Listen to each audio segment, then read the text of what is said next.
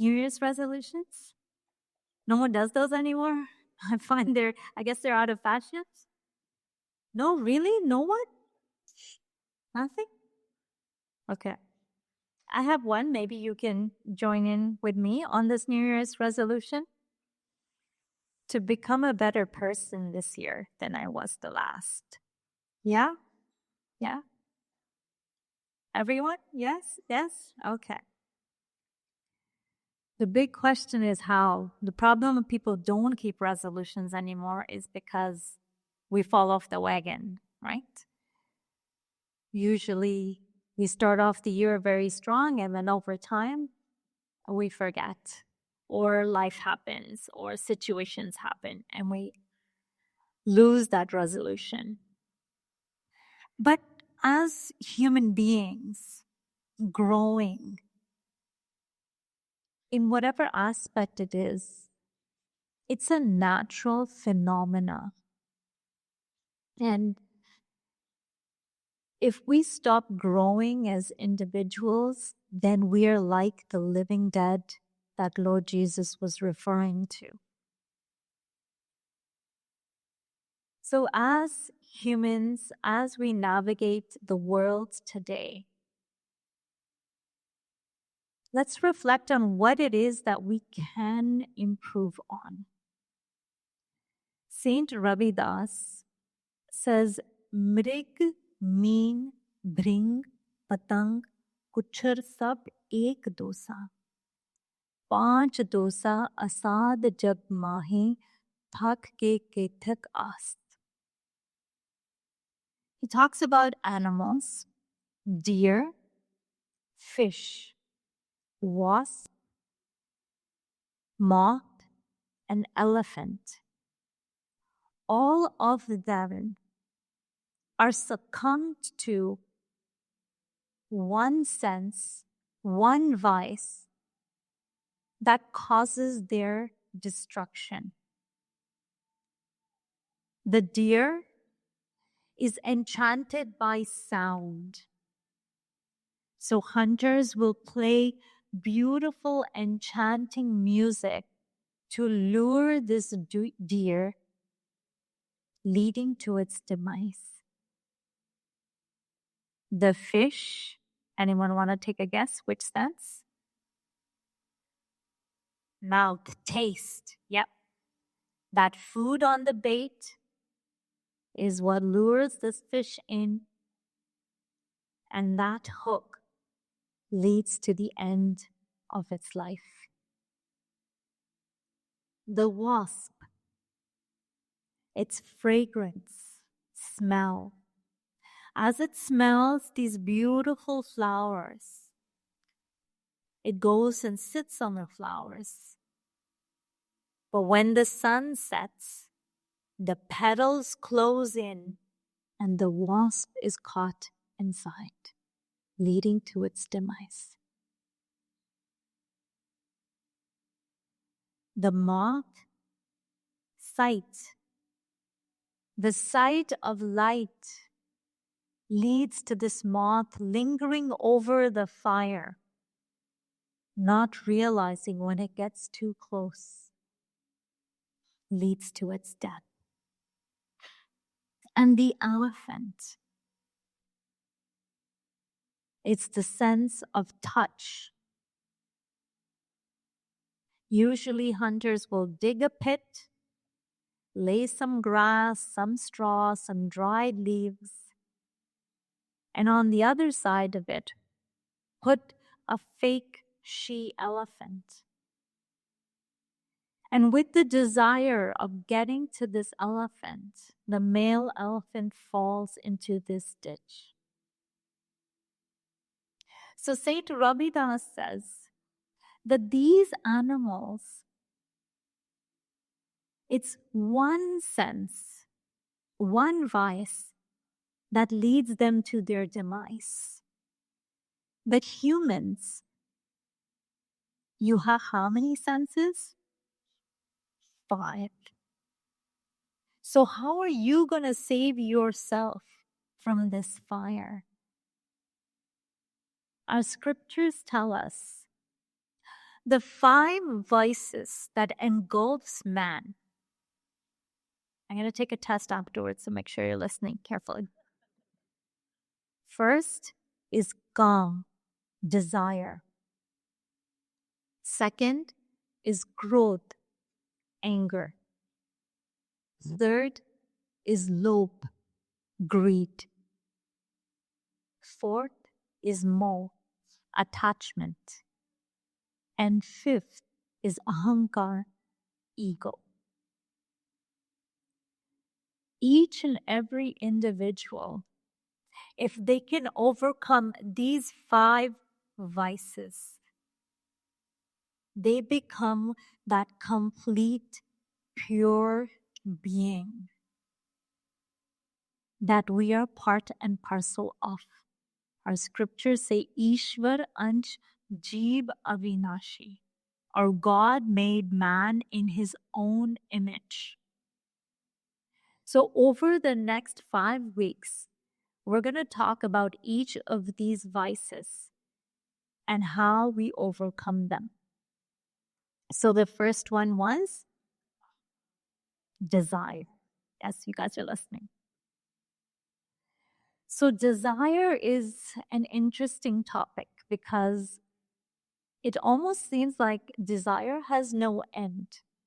It could be a small desire as me wanting to eat a chocolate to a huge desire to me wanting to become a millionaire.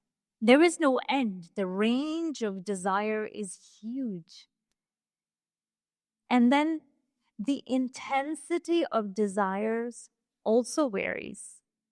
It could be something that was just a passing thought, or something that I feel so passionately about, so intensely that it's consuming my thoughts all the time.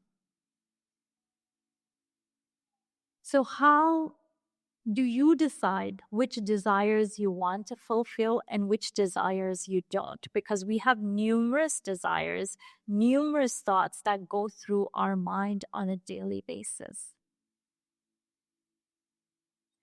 And the wise people have said, often it's the why behind the desire that drives us. You might not want to wake up every morning and go to school or go to work. But the desire to build a career, the desire to provide for your family, when that why is big, you find the strength to do this on a daily basis. But do you fulfill every single desire that comes through your mind? No, I think it will be humanly impossible. But sometimes we think, we worry about why this thought came up, about why this desire came up. And to that, saints say that there are numerous birds flying in the sky. But do you have to invite each and every one of them to come and build a nest in your house? So thoughts will go through your mind, but you don't have to hold on to each and every one of them. Let them pass by. In the Bhagavad Gita, there's a whole conversation between Lord Krishna and Arjun about desires. So Arjun says, if a desire keeps coming up, Lord, isn't it best that I just indulge in it and get it over with? So Lord Krishna explains that if you have a desire and you indulge in it, it's like when you have a bonfire and you add another piece of wood to it. For a few seconds, that fire diminishes. But as soon as that piece of wood catches fire, that fire becomes stronger So he says, if you indulge in the desire, it's like adding fuel to fire. For a few moments, you might feel like, okay, I've indulged and I'm satisfied, but that desire will come back stronger. Ramkrishan Paramahansa said, when one thought comes up, and if that thought is fulfilled, then that thought hooks up to another similar thought. When you fulfill it again, it's going to hook up to another similar thought. And as this process happens, that desire that you keep fulfilling over and over again becomes a samskar, makes a deep path within you. So indulging in desires will only increase the fuel to the fire. So that's not a solution. You can't say, I've done it, I'm good, I'm satisfied. So the opposite is refraining from indulging, restraining this desire. A disciple like you and me had a similar thought, went to his guru and said, I'm trying so hard, but these thoughts, I can't get these desires out of my mind. So his guru says, come, let's go for a walk. They go for a walk into the garden. And in olden times, they used to have this big stream of water, and they would make little pathways that would go into the different areas of the garden to give it water. So he goes to one of those streams and asks his disciple, can you block the flow of this water? He says, yeah, sure, I can. He goes, he grabs some mud from one side, dumps it into the beginning of the stream, and says, look, it's blocked. A few minutes later, the water has made its path and all that dirt has moved away. His guru says, look, you said you could stop it, but the water is flowing again. He says, okay, one sec. He goes and grabs some stones, puts the stones in there. Look, Guru, it stopped. Guru says, okay.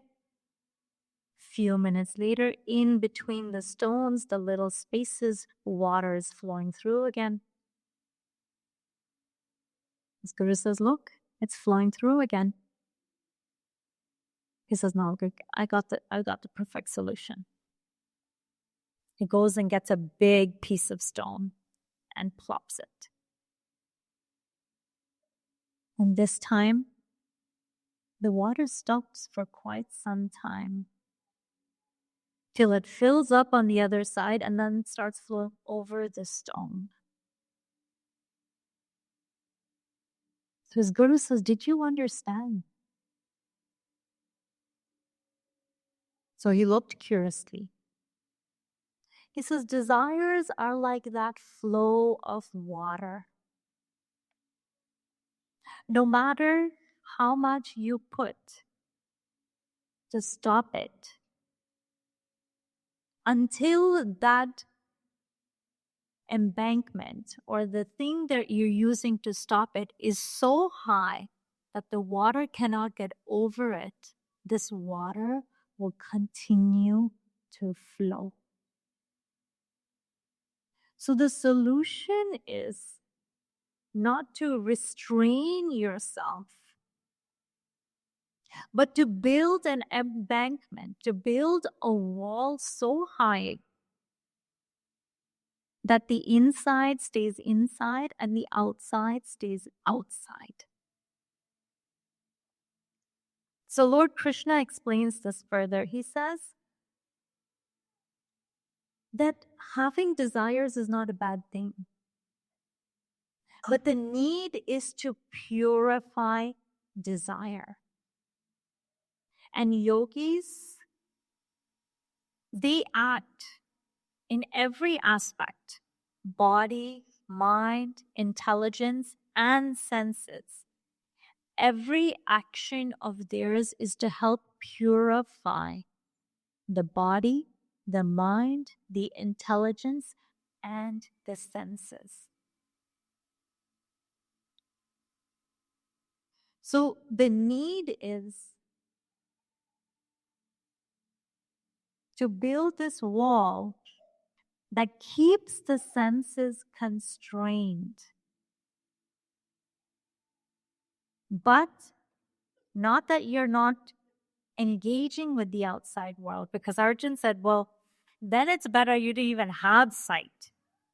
So Lord Krishna asked, not having eyesight, would that really cause someone not to lust over a man or a woman? No.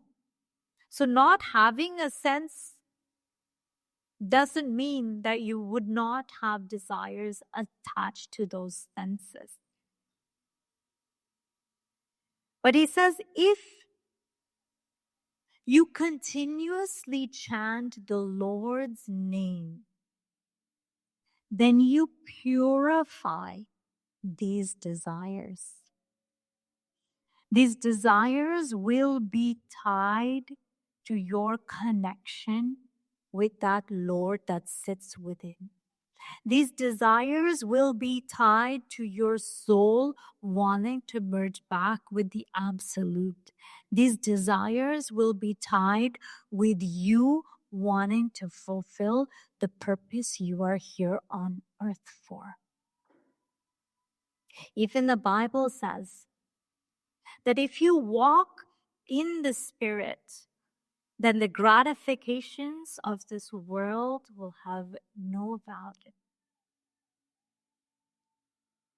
So they remind us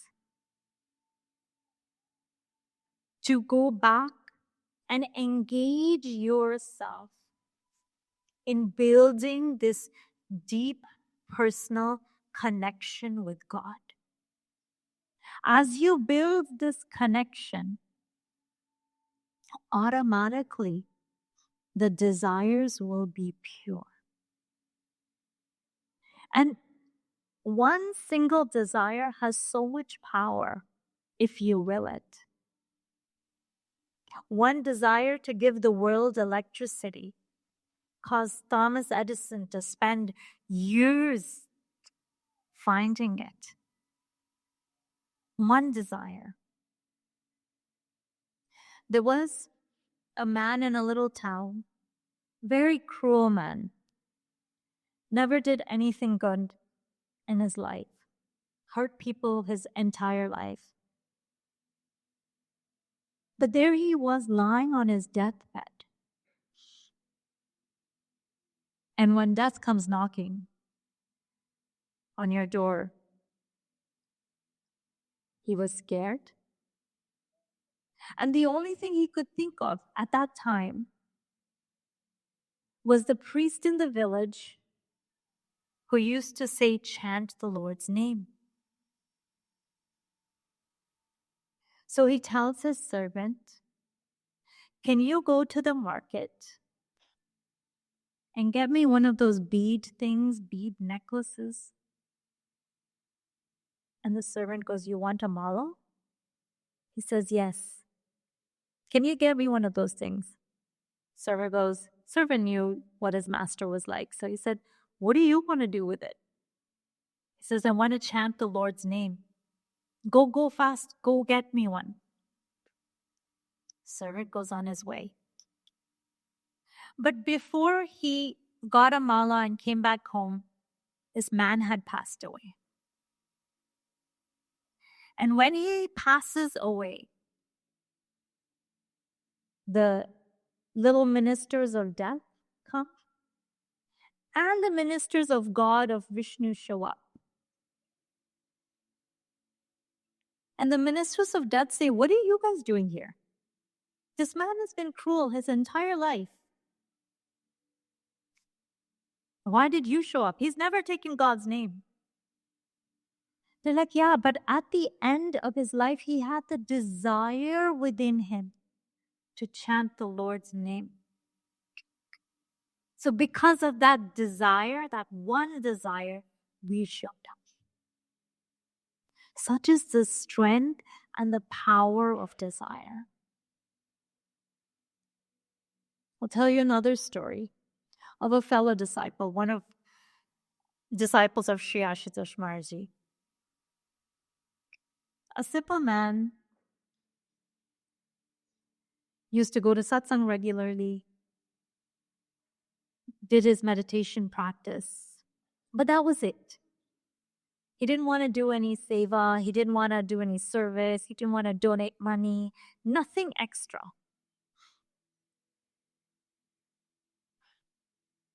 One day he goes to his relative's house, and they had these beautiful marigold flowers. So within him, this one desire comes up, that I would like to offer these flowers at Marji's altar. So he asks, he cuts 5 flowers, and he goes home and places it as his altar. That night when he sits in meditation, sits in practice, he sees a vision of 5 individuals. One is poor, somebody's crippled by their hand, someone's crippled by their leg, the other one's okay. And as he sees this vision of these 5 people, he's thinking to himself, like, what is this? And Marty manifests in front of him and says that these 5 people are what your next 5 births were. But because you offered these 5 flowers, I have removed that karma from your baggage. A simple desire of offering flowers cut 5 lifetimes of his.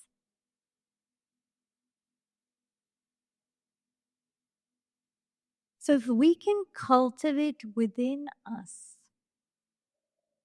this desire to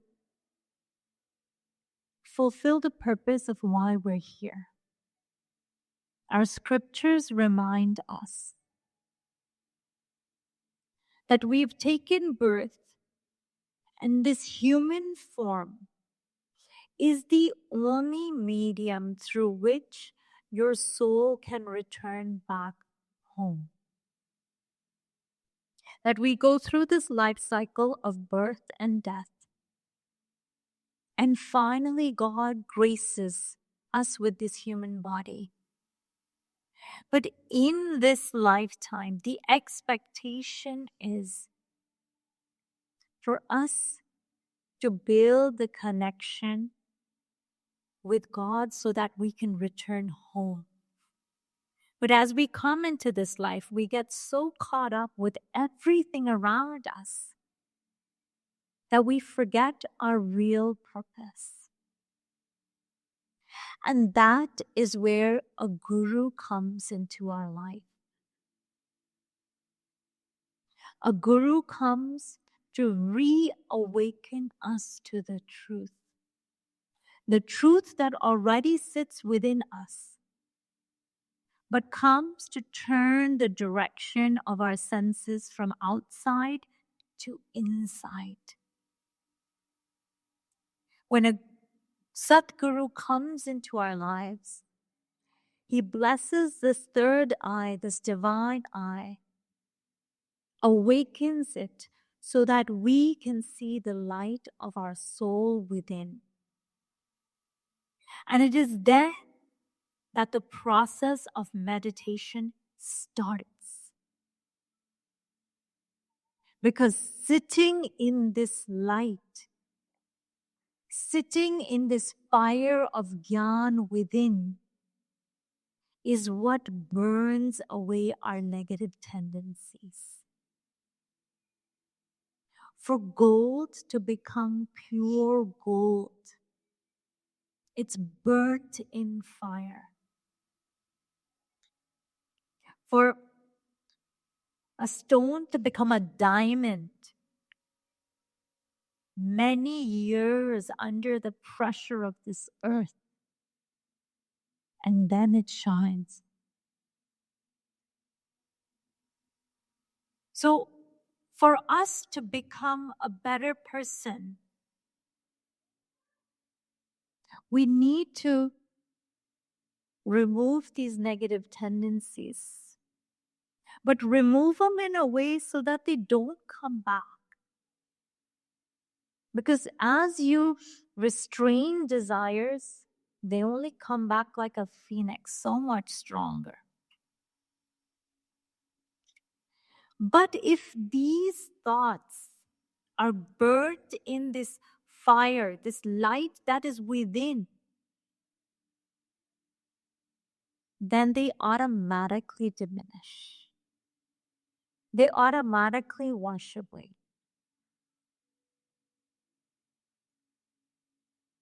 Then the thoughts that show up in the mind are pure thoughts. Thoughts of deep connection with the Lord. Thoughts of serving the Lord's creatures.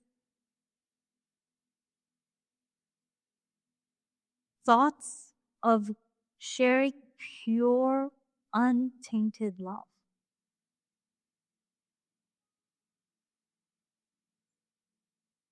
So there's a few things we can do to get ourselves there. These weekly satsangs are reminders of why we're here. What is our purpose? And as we continuously hear this over and over again, somewhere within that desire will spark to want to fulfill our goal, to want to fulfill our purpose in this lifetime. Our saints say one of the easiest ways to build this wall, to keep the senses within and not be indulged in the outside world, is to fast. And when I say fast, I'm not saying just not eating, is to fast each sense of ours. So with your eyes, if you feel like you're watching the screen too much, then fast. Reduce your screen time. If you're eating too much, fast. Reduce your eating time. If you're constantly playing something, constantly listening to something, then increase your time of silence. Smells, if they intrigue you, then simplify. Use less fragrance. And touch. There's sometimes, especially with kids, we see this, if they're sitting, they're going to like plop themselves on you. They always want to be like touching you. But build a habit of sitting alone. Fast with each of your senses. You're your best guide, so you know which sense of yours causes you the greatest havoc. So start with that one and work on it. I know we celebrated New Year on January 1st, but according to the Indian calendar, the lunar calendar, Tomorrow is the festival of Lori, which is a big bonfire that's burnt, and people throw seeds and stuff into this fire. And then on the 14th of January starts the beginning of a new month called Magh. And the beauty of this month is that anything you do in this month multiplies by 12. You donate $1, it's going to be counted as 12. You yell at someone, you hurt someone, it's going to be multiplied 12 times. You chant God's name once, it's going to be multiplied 12 times. Get the hint? So whatever you do, whatever effort you make in this month, starting on the 14th of January, it will be multiplied 12 times. So this is often known as the month where people increase their spiritual practice so that the Lord can help them speed up their journey. So over the next month, I invite all of you, if nothing else, the simplest thing you can do is keep chanting the Lord's name in whatever way you know the Lord has. Whatever mantra resonates with you, whatever word resonates with you. For those who are initiated in Brahmgyan, you already know that ultimate word of God that dwells in your breath. You can increase the time that you practice that. Whatever good you can do, whatever service you can do, if you want to clean out that clutter from your house and donate things, this is the month to do it. If you want to make a nice meal for someone, do it. Anything good that you can do, increase those good actions so that they help purify your thoughts as well. So time and time again, the universe gives us opportunities. The path of spirituality, I often get, oh my God, it's so hard, it's so hard. But there are opportunities the universe gives us to make this path easier. So that we make a little bit of effort and then God can take us so much further. And this is one of those times. This month is one of those times. So whatever you can do, whatever you feel comfortable with, but a daily practice of this over the next month. So that don't worry about what desires are going through the mind, but just work on building this connection with God so that the desires are automatically purified. You don't have to worry about why this thought has come up. You know that thought would come from a place of purity, from a place of supreme consciousness. So for the first vice, because there's 5, do we remember the 5? Yeah? What are they?